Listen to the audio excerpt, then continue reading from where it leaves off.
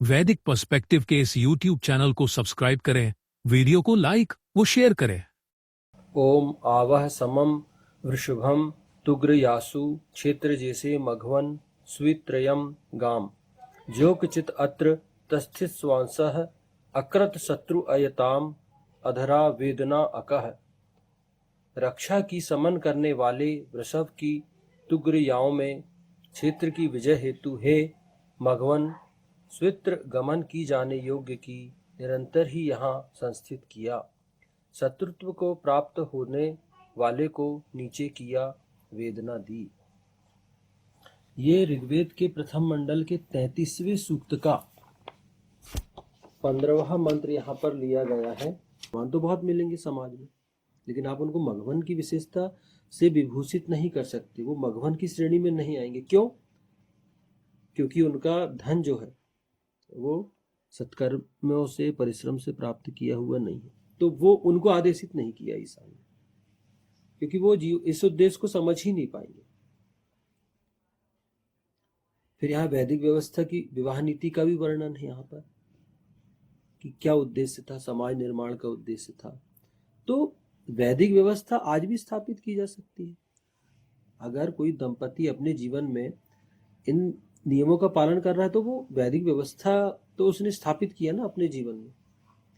तो यहाँ ये नहीं है कि कोई परिवर्तन होगा और दुनिया सतयुग आएगा तभी ये व्यवस्था लागू होगी। नहीं, ये वेद है। वेद सतयुग सृष्टि के प्रारंभ से है। उसमें व्यक्ति के जीवन के लिए कुछ विशेषताएं ईसा ने निर्धारित किया। आप उस व्यवस्था का पालन करिए, आप स्वयं उसके लाभ लेने प्रारंभ कर देंगे, आपको उसके लाभ मिलने प्रारंभ हो जाएंगे।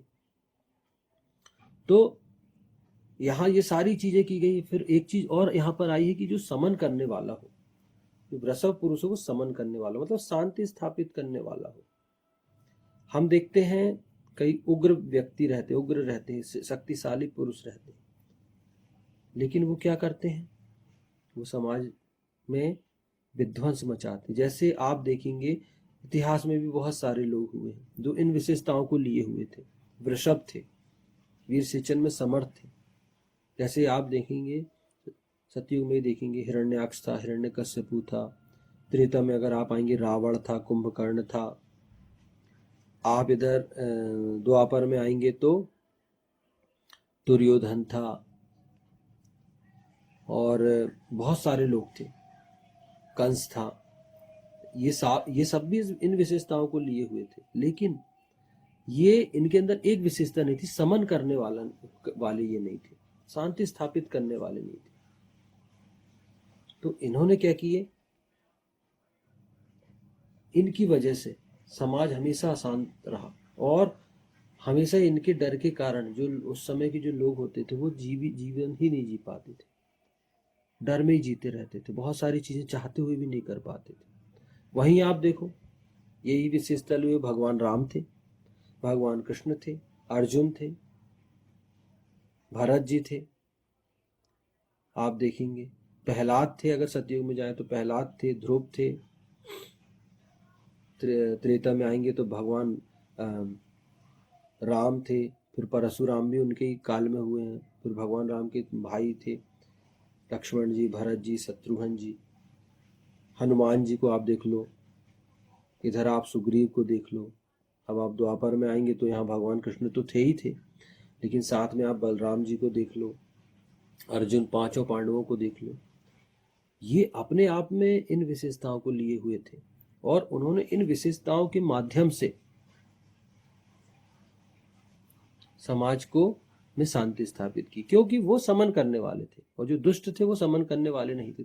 शक्ति दोनों में एक ही थी, लेकिन एक वेद शक्ति ले रहा था और दूसरा अपने मन का कर रहा था। तो जिन्होंने भी विध्वंस करने का प्रयास किए वो सारे नष्ट हुए, सारे काल कलवित हुए, और जो श्रेष्ठ पुरुष थे वो हमेशा विजयी रहे और उन्होंने समाज में एक श्रेष्ठ उदाहरण प्रस्तुत किया।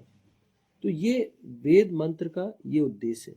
तो इसको यदि हम समझ गए तो अपने जीवन में हम इसका लाभ ले सकते हैं, क्योंकि आपके जीवन में ये परिस्थितियां आती हैं, हर व्यक्ति के जीवन में यही परिस्थितियां आती हैं, किसी भी रूप में आती, यही रूप में। आप विवाह करोगे, आपने जन्म लिया, पढ़ना लिखना होगा आपको, आपका विवाह होगा, तो आपकी पत्नी या आपका पति, औरत है तो उसे पति मिलेगा, पुरुष है तो उसे पत्नी मिलेगी, दोनों का एक दाम्पत्य जीवन प्रारंभ होगा। लेकिन अब आप उस जीवन को कैसे जीते हो? अगर आप वेद के अनुसार जियोगे तो आपको ये सारी विशेषताएं, ये सारे लाभ आपको मिलेंगे। लेकिन आप अपने मन से जीते हो, अपनी मर्जी से जीते हो, आप निर्माण नहीं करते हो, तो आप देखेंगे कि आपके जीवन में बहुत सारी समस्याएं आने वाली हैं।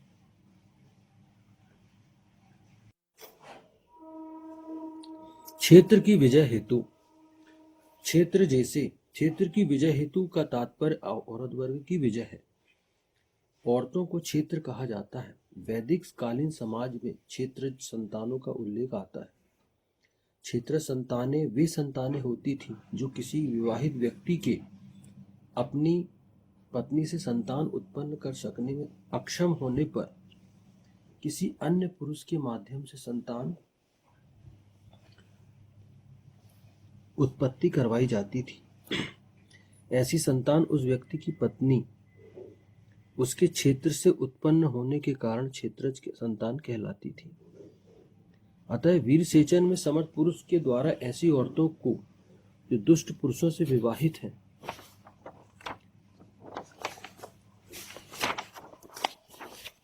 विशेष रूप से ऐसी औरतों की पीढ़ियों को सत्कर्मी बनाने हेतु उनका हृदय जीतने का संदेश इस मंत्र में दिया गया है।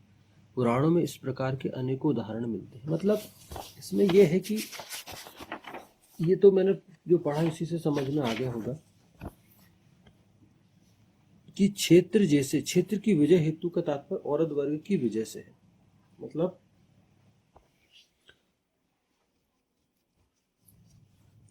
कि ऐसी संतानें, जैसे किसी का विवाह हुआ और उनकी संतान उत्पन्न नहीं हो रही है, तो किसी को अपना वंश चलाना है, परिवार चलाना है, तो उसके लिए क्या होता था कि एक नियोग की प्रथा थी। हमारे वैदिक कालीन जीवन में नियोग की एक प्रथा थी।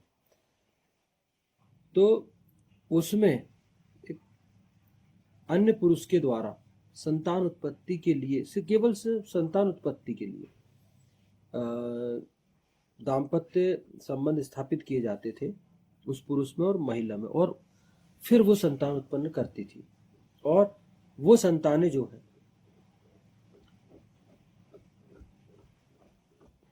इसमें यदि देखें तो ये इस पर अगर हम देखें तो हम द्वापर में इसका एक बहुत सटीक उदाहरण है। महाभारत काल में हम देखते हैं कि अंबिका और अंबालिका, उनके जो पति थे चित्रांगद और विचित्रवीर, वो उनकी मृत्यु हो जाती है और उस समय कोई संतान नहीं होती वहां पर, उन दोनों की कोई संतान नहीं होती। तो वंश न समाप्त हो जाए इसके लिए सत्यवती जो है वो महाराज शांतनु की पत्नी और मघवन स्वित्र गमन की जाने योग्य की, मघवन स्वित्रियम स्वित्र गमन की जाने योग्य की। पिछले मंत्र में श्वेत्रयी पुरुष की चर्चा की गई थी, ऐसे पुरुष की जो श्वेत कीर्ति का इच्छुक हो।